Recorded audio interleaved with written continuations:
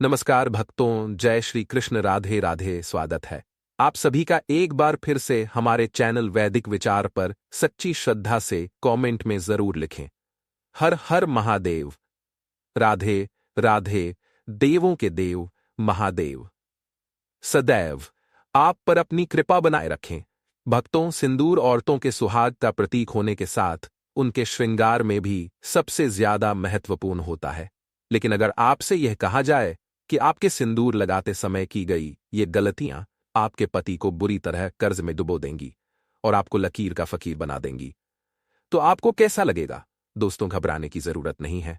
ये सब हम आपको डराने के लिए नहीं कह रहे हैं, बल्कि बागेश्वर धाम के गुरु जी ने अपने भक्तों को सिंदूर लगाने के कुछ ऐसे महत्वपूर्ण नियम बताए जिन्हें जानने के बाद आप अपने पति के लिए किस्मत के दरवाजे खोल सकती है और उनकी तरक्की दिन दोगुनी रात चौगुनी हो सकती है। लेकिन वही साथ में गुरुजी ने यह भी बताया कि जो औरतें सिंदूर लगाते समय यह गलतियां करती है, उनके पति की उम्र तो कम होती ही है, साथ ही दुर्भाग्य भी उनके दरवाजे पर दस्तक देता है। तो अगर आप भी जानना चाहती है कि सिंदूर लगाते समय हमें कौन सी बातों का ध्यान रखना चाहिए, तो इस वीडियो को आखिर तक जरूर देखिएगा। दोस्तों, स्वागत है आपका हनुमान टिप्स पर। आगे बढ़ने से पहले वीडियो को लाइक जरूर कर दें, जिससे कि श्री बागेश्वर बालाजी की कृपा आप पर सदैव बनी रहे। चलिए वीडियो में आगे बढ़ते हैं। दोस्तों, एक शादीशुदा स्त्री की पहचान उसका सिंदूर ही होता है और हिंदू धर्म में कहा जाता है कि औरत जितनी लंबी अपनी मांग भरती है, उसके पति की आयु भी उतनी ही लंबी होती है। इसके अलावा सामुद्रिक शास्त्र में जो 16 श्रृंगार बताए गए हैं, उनमें से सबसे महत्वपूर्ण श्रृंगार सिंदूर ही है, जो न केवल एक स्त्री की गरिमा को दिखाता है, बल्कि उसके पति के सौभाग्य को भी बनाए रखता है। लेकिन आधुनिकता के चलते औरतों में मॉडर्न बनने की होड़ में इस परंपरा को एक तरफ उठाकर रख दिया है।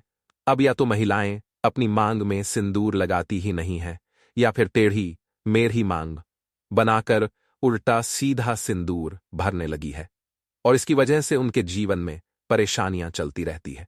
और फिर वह औरतें अपने भाग्य को और भगवान को दोष देती है। लेकिन आज का वीडियो देखने के बाद आप जरूर समझ जाएंगे कि हमारी ही गलती या हमारे कर्मों का निर्धारण करती है और हम पर भारी पड़ती है। तो गुरुजी कहते हैं कि जो औरतें सिर धोने के तुरंत बाद सिंदूर लगा लेती है या फिर गीले बालों में सिंदूर लगाती है, तो ऐसे में उनके पति कर्ज में डूबने लगते हैं और उनके काम धंधे भी ठप होने लगते हैं। साथ ही आपको ये भी बता दें कि शास्त्रों के अनुसार गीले बालों में सिंदूर भरने से इसका प्रभाव महिलाओं के मन पर पड़ सकता है और उनके मन में बुरे बुरे विचार आ सकते हैं, और ऐसा करने से पति पत्नी के रिश्ते में लड़ाई, झगड़ा और परिवार में क्लेश हो सकता है। औरतों को हमेशा अपने बाल धोने के बाद सुखाने चाहिए और उसके बाद ही अपनी मांग भरनी चाहिए।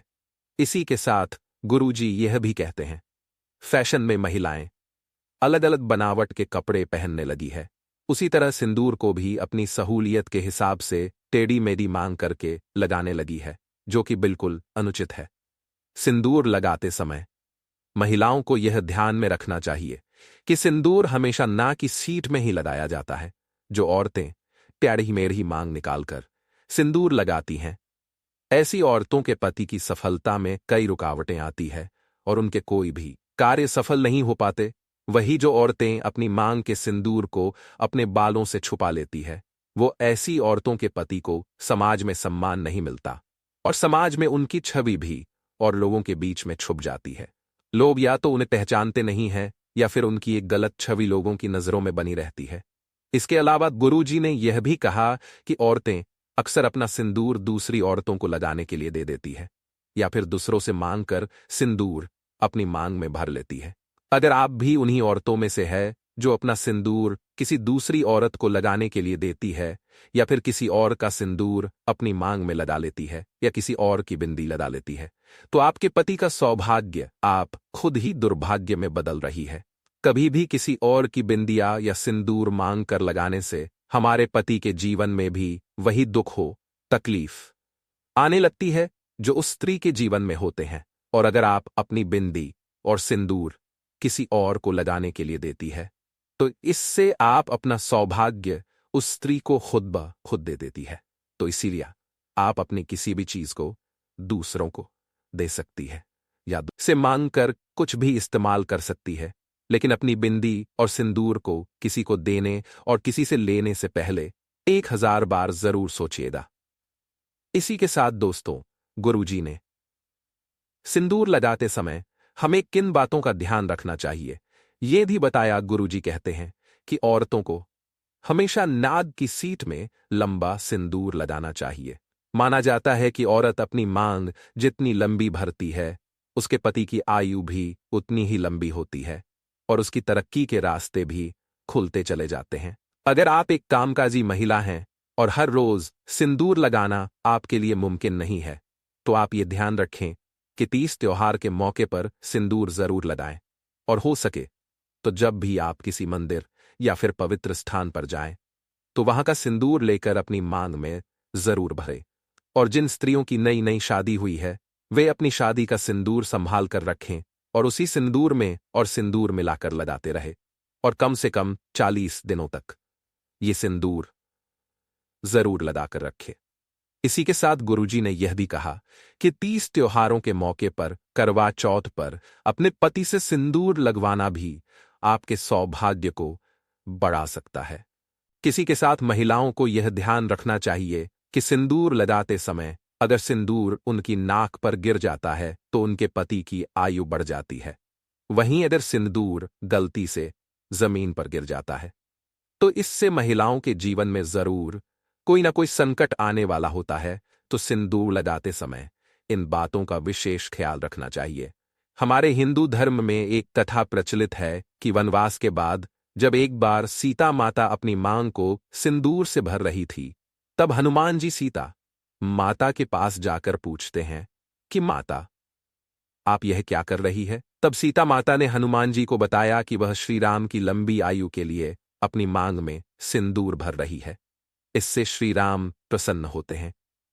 तब हनुमान जी ने सोचा कि अगर इतना सा सिंदूर लगाने से उनके प्रभु की आयु बढ़ सकती है, और तभी से हनुमान जी पर सिंदूर चढ़ाने की प्रथा बन गई। तो देखा आपने, अगर सिंदूर में इतनी शक्ति है कि वह भगवान की आयु बढ़ा सकता है, तो इंसान की तो बात ही क्या है। तो दोस्तों से दूर वास्तव में एक महिला के सौभाग्य से जुड़ा होता है, क्योंकि हर एक इंसान के भीतर 7 चक्र होते हैं और जो महिलाएं नियमित रूप से सिंदूर लगाती हैं, उनका 7वां चक्र यानी कि आज्ञा चक्र बिना किसी मेहनत के तपस्या के एक्टिवेट हो जाता है।